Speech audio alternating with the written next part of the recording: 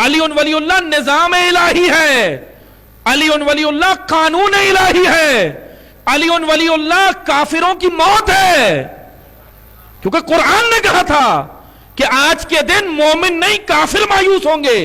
علی ولی اللہ ایمان ہے، علی ولی اللہ جان ہے ہماری، علی ولی اللہ وہ نظام الہی ہے کہ اگر امت اس کو سجدہ کر لے، قبول کر لے، تو علامہ اقبال نے یہی کہا تھا وہ ایک سجدہ جسے تو گراں سمجھتا ہے، 1000 سجدوں سے دیتا ہے آدمی کو نجات۔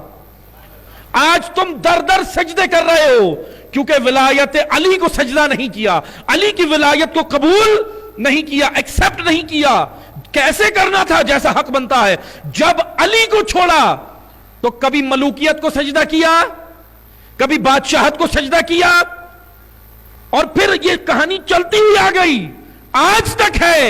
ولایت کو سجدہ نہیں کیا تو آؤ کبھی ڈیموکریسی کو سجدہ کیا، کبھی جمہوریت کو سجدہ، کبھی معموریت کو سجدہ، کبھی آمریت کو سجدہ، کبھی کیپٹلزم کو سجدہ، کبھی امپیرلزم کو سجدہ، کبھی سیونزم کو سجدہ، کبھی زیونزم کو سجدہ۔